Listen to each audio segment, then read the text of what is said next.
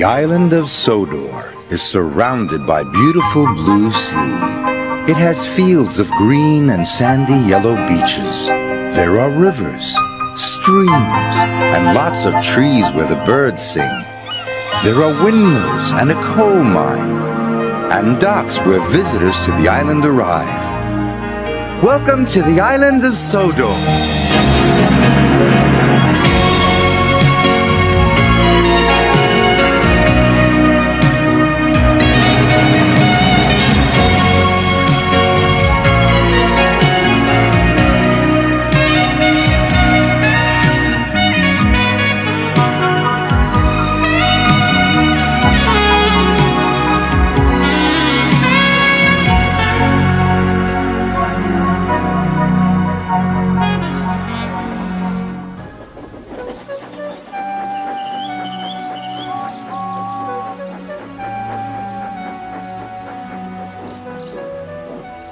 After his incident with the coaches, James was ordered to stay in the shed for a while.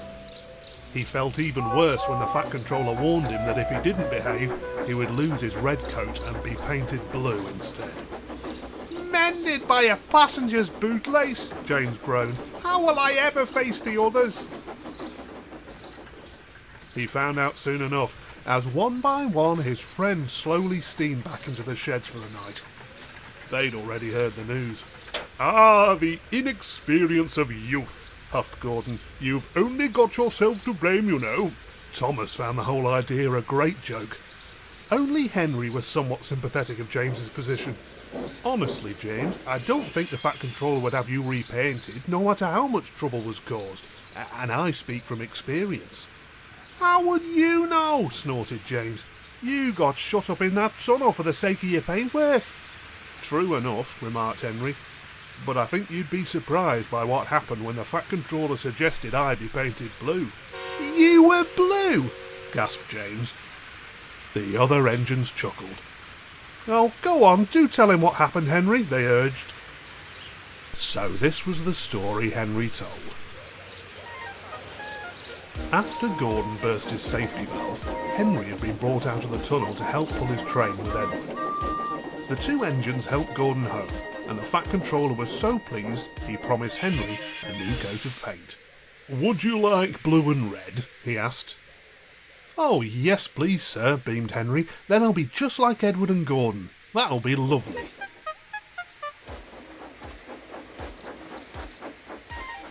A few days later, Henry pulled into the yard with his new blue coat sparkling in the sun.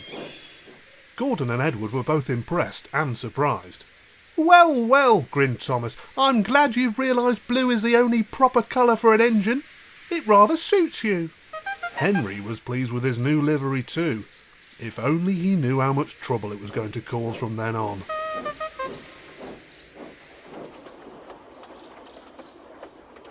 Next day, Henry pulled into the big station with the local.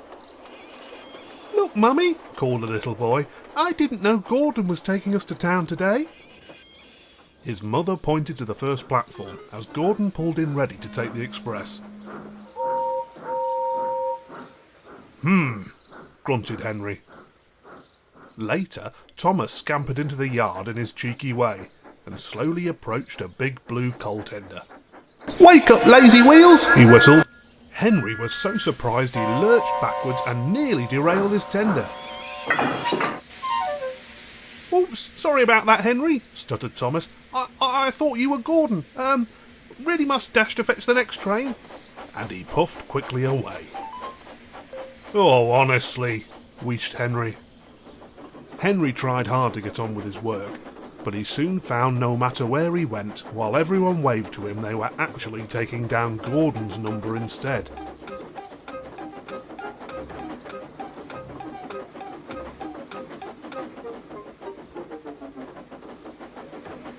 The Fat Controller was slowly losing patience too.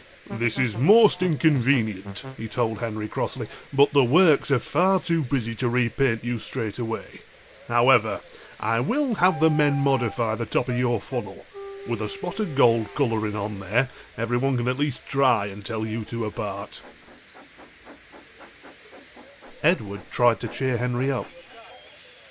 Thomas is sorry he's scared you the other day, he said kindly, and I'm sure he means it.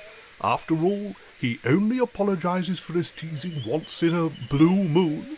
Oh, I didn't mind that really, sighed Henry, but I wish all these mix-ups with Gordon would stop. You know, it makes no difference even if I whistle. People far from the line think they can hear you coming. No offence intended, Edward. None taken, came the reply, although if I were ever green, I'd be quite happy to be mistaken for you. You always look so splendid, whatever colour you are in. That made Henry feel just a little better.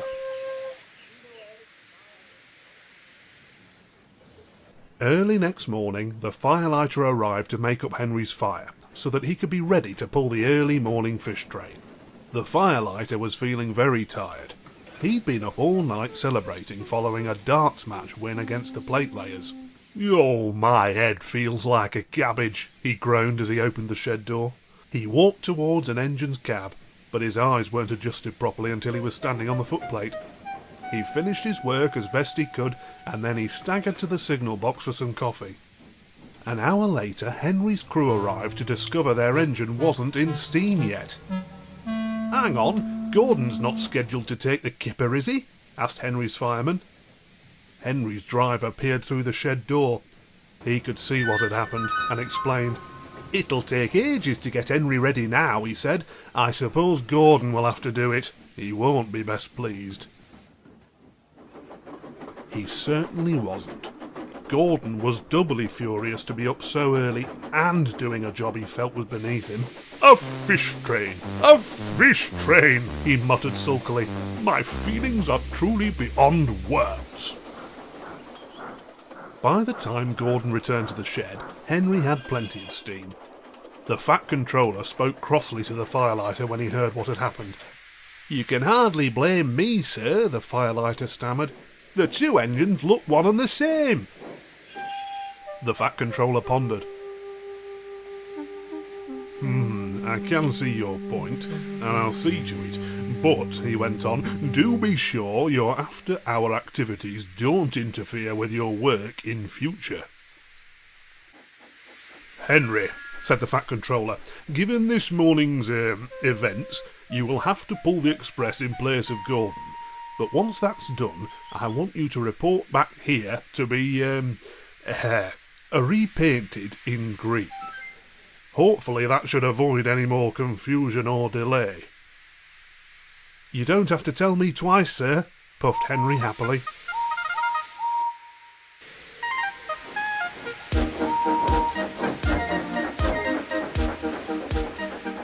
So it was arranged. Henry was repainted back into his old green coat. He felt much better right away.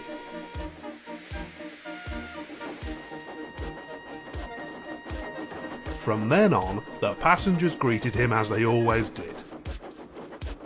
People waving took down his correct number, and the firelighter was extra careful not to make the same mistake again.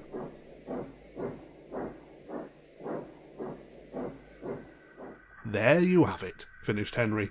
"I'm delighted to say I've been a glorious green ever since." James was quiet for a little while, and then he suddenly spoke.